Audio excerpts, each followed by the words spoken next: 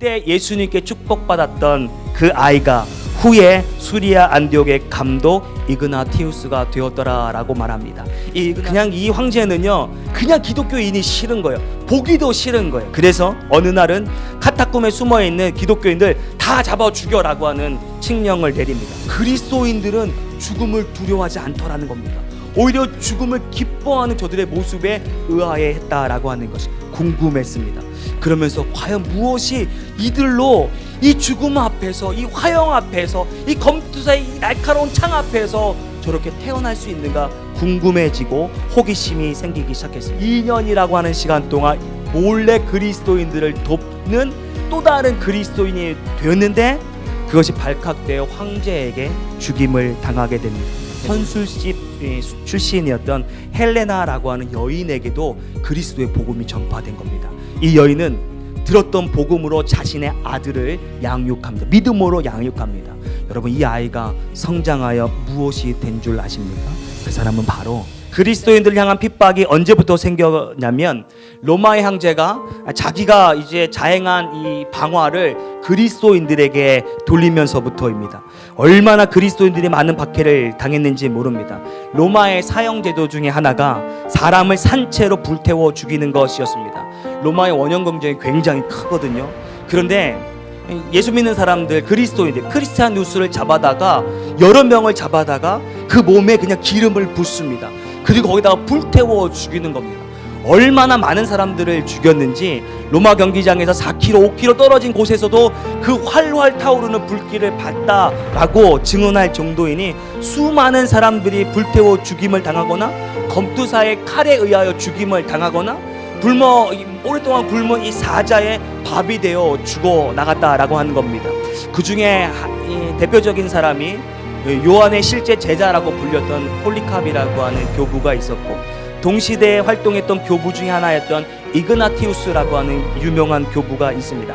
마가복음 10장에 보면 예수님에게 내 아이를 데리고 가서 좀 기도 좀 해주십시오, 축복해 주십시오 라고 하지 않았겠습니까? 근데 사람들이 어이 했었을 때 예수님이 그들을 다 물리치시고 그 아이를 끌어안으시고 축복해 주셨던 장면이 마가복음 10장에 나오는데, 전승에 의하면 그때 예수님께 축복받았던 그 아이가 후에 수리아 안디옥의 감독 이그나티우스가 되었더라라고 말합니다.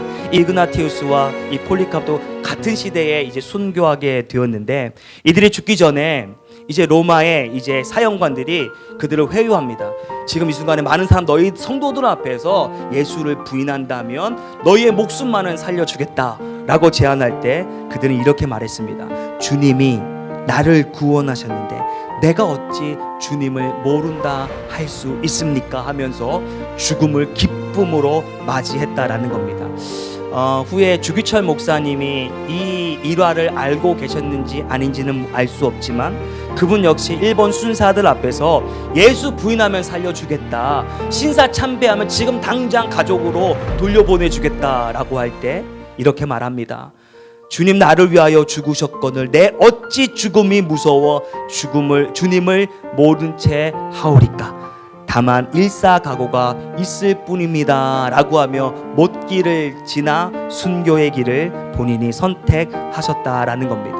죽음의 칼날, 뜨겁게 타오르는 불꽃 앞에 동공이 흔들릴만 하고 마음이 흔들릴만 하고, 순간 그래 순사 참배하고 순간 그냥 주님을 부인하고 돌아가 회개하면 되지라고 하는 마음의 갈등도 있었을 수 있겠지만, 그들은 전혀 두려운 기색 없이 죽음을 맞이했다라고 하는 겁니다. 사람이 죽기를 마다하고 덤비는 것만큼 무서운 게 또 어디 있겠습니까? 초대교회 성도들은 순교를 두려워하지 않았다는 겁니다. 그리스도를 위하여 핍박받거나 죽음을 당하는 것을 내 인생의 최고의 영광으로 알았던 이들이었다라는 것이죠. 그러나 당시 세상 사람들 눈에는 그저 불나방이 그냥 활활 타오르는 그냥 불 가운데 날아가는 것처럼 참 멍청한 사람들, 그 죽음을 그렇게 하찮게, 인생을 그렇게 하찮게 여겨 죽음을 택하는 사람들로 보였다라고 하는 것이죠. 그로부터도 100년이 지나고 200년이 지나고 정말 수백만의 기독교인들이 순교를 당하고 있었을 때였습니다. 그리고 나서 로마 역사상 가장 잔인하게 그리스도인들을 핍박했다라고 하는 황제가 등극하게 되는데, 로마의 43대 황제 디오클레티아누스라고 하는 황제입니다. 그냥 이 황제는요, 그냥 기독교인이 싫은 거예요. 보기도 싫은 거예요. 그래서 어느 날은 카타콤에 숨어있는 기독교인들 다 잡아 죽여라고 하는 칙령을 내립니다. 그 칙령을 받은 이가 그의 신하였던 세바스찬이라고 하는 사람이 이제 카타콤에 들어가서 이제 그리스도인들을 잡기도 하고 죽이기도 합니다. 그리고 실제 사형을 이제 선고하고 집행하기도 했습니다. 근데 놀라운 일을 이 세바스찬이 경험하게 된 겁니다. 그리스도인들이 죽음을 대할 때 여느 사람과 다르다라는 겁니다. 이 세바스찬은 일반 사람도 사형을 집행해 봤는데, 일반 사람들은 사형을 집행할 때 살려달라고, 자기를 용서해달라고, 한 번만 용서해달라고 자기의 삶을 애원하는 모습을 보는데, 그리스도인들은 죽음을 두려워하지 않더라는 겁니다. 오히려 죽음을 기뻐하는 저들의 모습에 의아해했다라고 하는 것이 궁금했습니다. 그러면서 과연 무엇이 이들로 이 죽음 앞에서, 이 화형 앞에서, 이 검투사의 이 날카로운 창 앞에서 저렇게 태어날 수 있는가 궁금해지고 호기심이 생기기 시작했습니다. 그래서 수건을 덮어쓰고 그들이 있는 카타콤에 몰래 들어가 그들의 예배를 참여하게 됩니다. 근데 그 자리에서 회심하는 사건이 일어나게 되죠.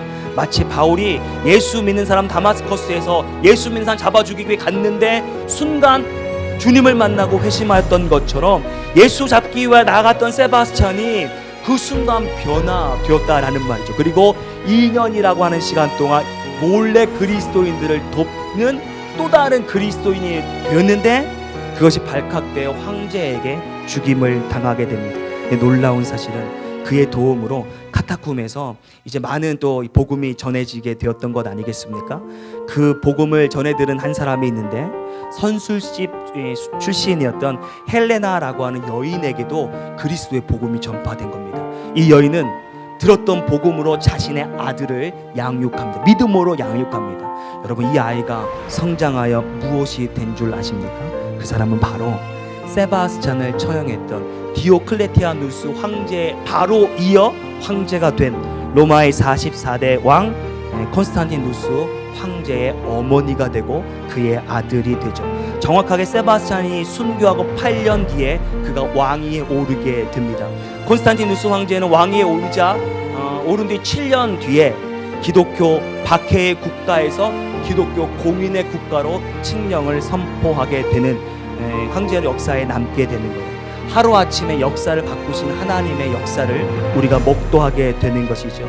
그리스도인들은 죽음을 두려워하지 않은 그 담대함이 비그리스도인들이 그리스도인들을 박해했지만, 이제는 로마가 그것을 공의함으로부터 이제 로마가 깔아놓은 그 대로를 통해 전 세계, 전 유럽으로, 전 아시아로 복음이 선포되어지는 것이 그리스도의 순교를 통하여 나타나게 되었다라고 하는 겁니다.